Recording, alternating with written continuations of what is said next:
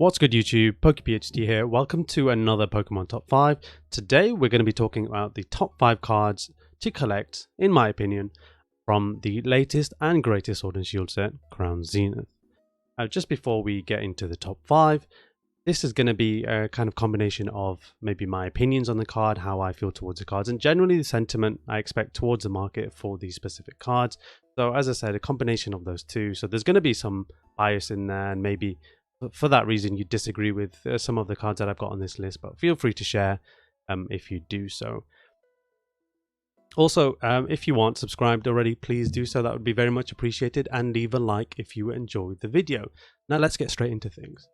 At number 5 is the Leafeon V-Star, and I chose this Leafeon over the kind of equivalent Glaceon V-Star. So those are the two evolutions from this set, at least in the Galarian Gallery.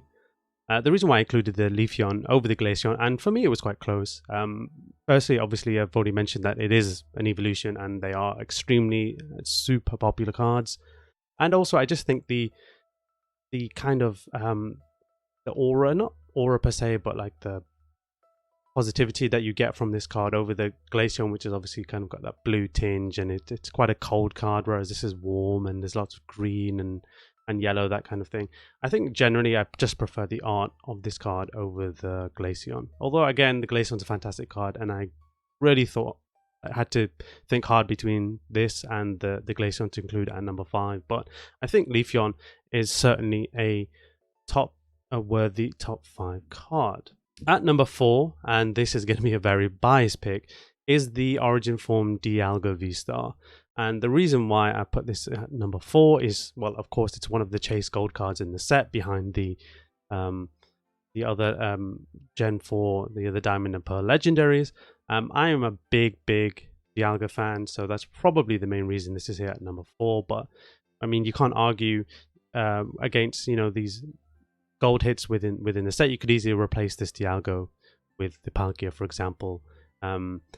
In this top 5 or at this 4th place. And again, you just look at the art, it's fantastic. The gold cards generally throughout Sword and Shield haven't been the most desired cards. It's usually been the alt art, but within the Galarian Gallery, the way it's structured, you've got many of these kind of alt art Galarian Gallery cards, and then you've got these big gold hits towards the end of the set. Just look at the card generally as well. The art's just fantastic. Anyone who played Legends Arceus will know what an awesome Pokemon Origin Form Dialga is.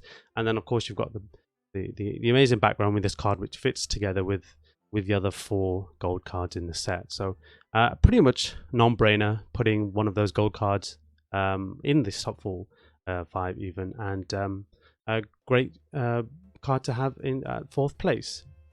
At number 3 is the Suicune V.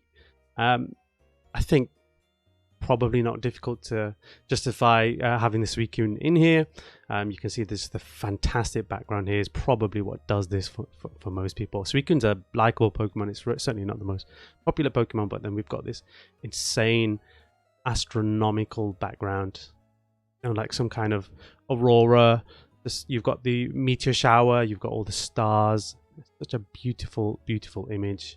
If you just saw this as a kind of background without the Suicune, without knowing it was a Pokemon card, I think you just showed that background to anyone as some kind of animated background. I'm sure most people could appreciate it. And then also you just include the fact that it is a Pokemon card and not an actual piece of like graphic art. And again, it's a Suicune, one of the 3 legendary beasts, and obviously amongst the 3 from this set, the Entei, the Raikou, and the Suicune, this is certainly by far, I think, unanimous, the best card. So little to no doubt there, and that's why this card is placed at number 3. At number 2, I've included the Mewtwo V-Star, and this Mewtwo V-Star, of course, is the equivalent to the other perspective to the Charizard V-Star that were released in the Charizard UPC.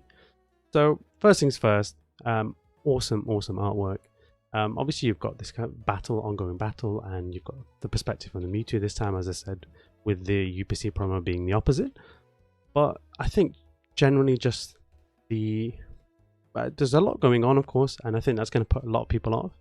But you know, immediately this card's come out, and it is one of the most popular cards in the set. It's already one of the most expensive cards in the set, even though it's not as rare to to pull, for example, as some of those gold cards. So just a fantastic art. Two very popular Pokemon immediately visible in this card as well, being the Mewtwo and Charizard. Obviously, Charizard is infinitely more popular than pretty much any other Pokemon aside from Pikachu, which you can make the debate as to which is the most popular. But Mewtwo itself, again, another extremely popular Pokemon, getting up to no good, having this awesome battle with this awesome scene, this totally awesome card coming in at number 2.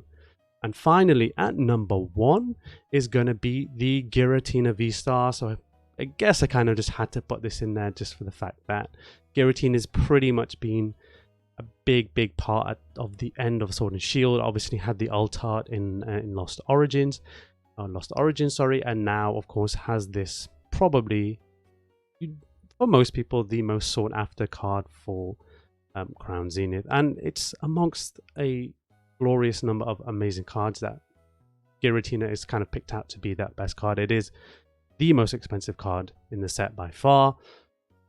I think ahead of the Arceus Gold card by maybe $40 or $50, but generally it's just a fantastic artwork. Again, it fits together with the Dialga that I showed earlier, as well as the Palkia and Arceus to fit this insane and like kind of magnanimous image of the world and the underworld combined together. But just an amazing card, and I think for me, more so than anything, I've just seen how popular and how much of a sought after card Giratina is. I really didn't know that was the case, that it was such a popular or sought after Pokemon before Lost Origin and of course this card's release. I was expecting maybe the Arceus to be more expensive, but I think this holding the kind of the underworld, the lower side part of this framework, this artwork, I think is just, it's probably got the best artwork of the 4, and up there with certainly one of the best artworks of the entire set. And again, one of the gold cards seem to be the most difficult cards to pack, so a combination of those 3 reasons is probably why I've placed Giratina at number 1. So let me know what your top 5 is in the comments section down below. It'd be interesting to see what people say. Maybe we can have some discussion regarding that. Otherwise, as I mentioned, if you enjoyed the video, please feel free to leave a like, and I will catch you on the next one.